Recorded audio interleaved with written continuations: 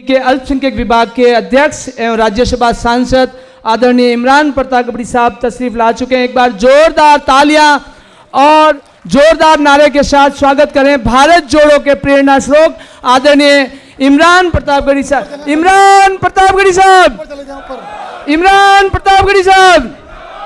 मेरा सभी साथियों से निवेदन रहेगा कि ऊपर मंच पे, ऊपर ऑडिटोरियम में पूरी जगह खाली पड़ी है, आप ऊपर ऑडिटोरियम की तरफ चलें। मेरा निवेदन रहेगा ऊपर मंच पे जगह, ऊपर आप लोग, ऊपर ऑडिटोरियम में पूरी जगह पड़ी है, आप लोग चेयरमैन एमडी साहब भी आ गए। आप लोग सामने मंच पे पधारे।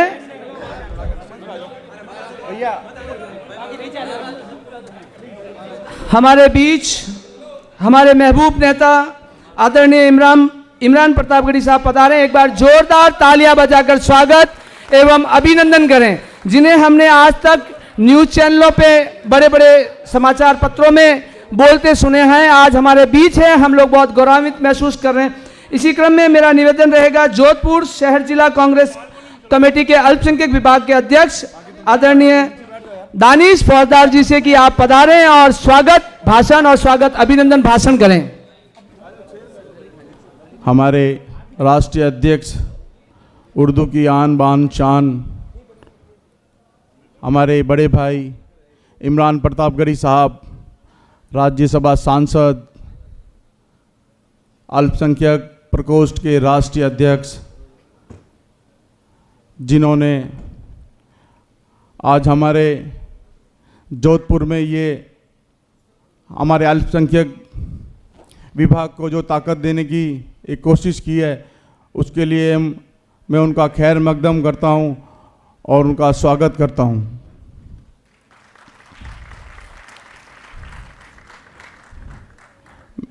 मेरे बड़े भाई अबिद कागजी साहब, जो हमेशा एक एनर्जी बूस्टर का काम करते हैं, वो भी आज यहाँ सारी तशरीफ लाए हैं, उनका भी बहुत बहुत स्वागत, खैर मकदम।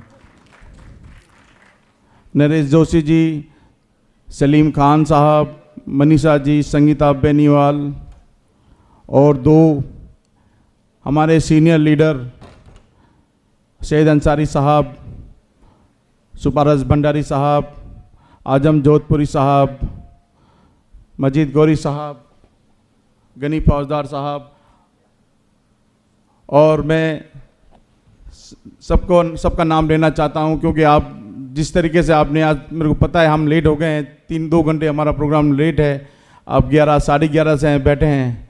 मैं नाम तो सबका लेना चाहता हूं, लेकिन मुझे पता है कि आप हमारे भाई, हमारी जान, उर्दू अदब की जो अखलाक की पहचान हमारे भाई इमरान भाई से सुनना चाहते हैं।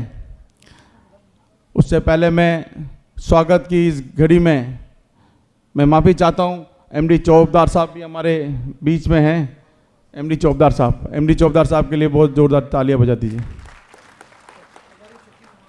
शकील नवाज साहब, परबारी साहब, और भी कोई किसी का नाम मैं भूल जाऊं, मेरे पार्षद साथी भी बहुत से हैं यहाँ पर, तो उनसे मैं माजरत चाहता हूँ। वीसी साहब, हमारे साबुद्दीन जी, जाफर साहब, संदीप भैया, भरत आचार्य जी और जैन समाज के यती महाराज सब यहाँ उपस्थित हैं। साथियों, मिशन भारत जोड़ो संवाद, ये नाम बिल्कुल नया है। ये सोच उस आदमी की सोच है जिसका परिवार त्याग और तपस्या की मूर्त है। हमने और अबिद भाई ने इस नाम का कार्यकर्ता संवाद सम्मेलन रखा था, मगर इस नाम को आज जो 4 चांद लग रहे हैं, भारत जोड़ो संवाद, ये इमरान भाई की देन है।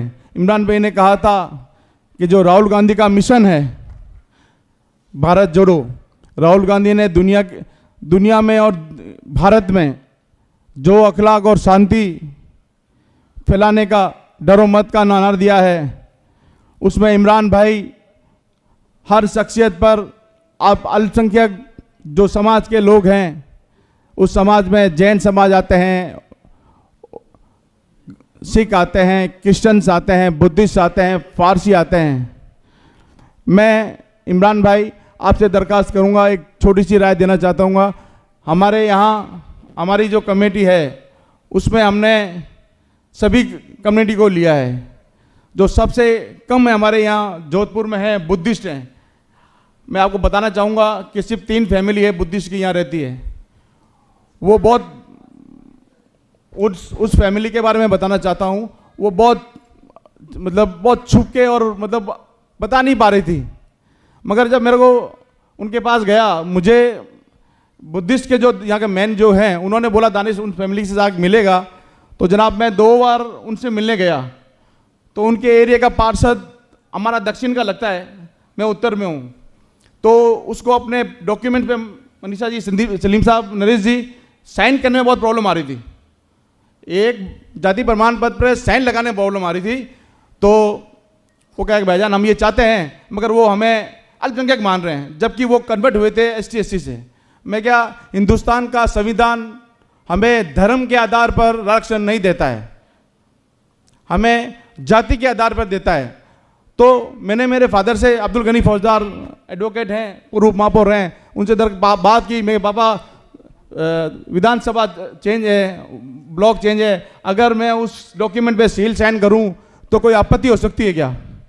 तो फ़ोन पे पापा ने कहा कोई आपत्ति नहीं हो सकती, अगर वो इस कैटेगरी में आते हैं तो जी जान लगा के काम कर। अगर वो इतने दुखी हैं तो अगर उसके लिए जेल भी जाना चाहे तो तेरे को जाना पड़ेगा, कोई दिक्कत नहीं। उसका भाईजान ये नतीजा है, उस फैमिली के 9 मेंबर हैं, 9 के 9 अपने साथ हैं। आज वो ग्वालियर गए हुए हैं, वरना आपके साथ जरूर सारे के होते। तो मैं कहता हूँ क्रिश्चियंस हैं, हमने फारसी तो भी ढूंढा था, फारसी हमें मिल नहीं पाया, मगर पूरा राजस्थान में आबिद भाई को पता है सिर्फ एक फारसी रहते हैं, वो एडवोकेट है, वो जयपुर में है। हमने उनको आमंत्रित क्या कहते हैं मार्गदर्शक बनाया हमने। ओके, मैं जयपुर रहता हूँ, मैं कैसे मेरे जो ऊपर के जितने भी अध्यक्ष हैं वो सब मोहब्बत वाले हैं और उससे खुश होंगे कि अगर मेरे यहाँ नहीं है तो मैंने बाहर से अडॉप्ट किया है। ये प्रेरणा राहुल गांधी के साथ जो मैं चला था, अमित भाई ने मेरे को चावली से ड्यूटी दी थी और कोटा तक मैं 14 दिन उनके साथ रहा था, कोई दिक्कत नहीं आई, कोई दिक्कत नहीं आई। अब भारत जोड़ो का जो मिशन था उसका हर आदमी ने अलग अलग दिमाग से उसके बारे में सोचा, समझा और उस पर क्रियान्वयन किया। किसी ने टिप्पणी दी, आप और हम सब एक ही जैसे हैं। अब लोग कहते हैं ये प्रोपोगेंडा था, बीजेपी वाले कहते हैं, मगर एक बात सुनो, आपके पिता, आपके फादर, आपकी माता, आपकी दादी को कोई छल्ली कर दे, कोई टुकड़े टुकड़े कर दे, आपके पिता की पहचान उसके जूते से हो। जो शख्स अपनी 9 साल की उम्र से बंदूकों के साए में पला हो, उसको हर शख्स उसको उठने बैठने के लिए भी एक पुलिस वाला परमिशन दे कि नहीं यहाँ नहीं जाना, वहाँ नहीं जाना। वो जब शख्स होश में आता है, सत्ता में आता है, ताकत में आता है, तो सबसे पहले उनको माफ करता है जिन्होंने उनके पिता के हथियारों को माफ करता है, जिन्होंने उनके पिता को छल्ली छल्ली किया, टुकड़े टुकड़े कर दिए। यह प्रेरणा सिर्फ और सिर्फ राहुल गांधी दे सकते हैं। मैं जानता हूं कि अल्पसंख्यक का अध्यक्ष होना कुछ कड़वी बात भी है, कुछ सच्ची बात भी है, बड़ा कांटो भरा ताज है, मगर आपकी अल्पसंख्यक की जो छवि है वो मीडिया ने खराब की है, या कुछ अपने लोगों ने जो पजामे के अंदर नेकर पहनते हैं उन्होंने खराब की है। मगर अब उस छवि को सुधारने का काम आपका, हमारा और सबका है, क्योंकि छवि तो बिगाड़ दी है। अब ये गवर्नमेंट आपको साफ करने की नहीं आएगी, हमें अपना विजन डेवलप करना पड़ेगा, हमें हमारे राजनीतिक स्कूलिंग करनी पड़ेगी, हमें हमारे राजनीतिक विजन को सेट करना पड़ेगा। विजन वो जो हमारा नेता हमारे सामने पेश करेगा कि आपको किस तरीके से अपने वोट को डालना है, किस तरीके से भ्रमित नहीं होना है, कौन सा वोट डालेंगे तो कहां नुकसान होगा।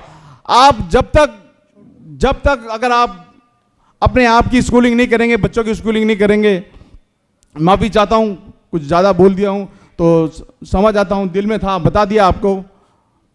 अब मैं इस भाषण की कड़ी में समाप्त करता हूं।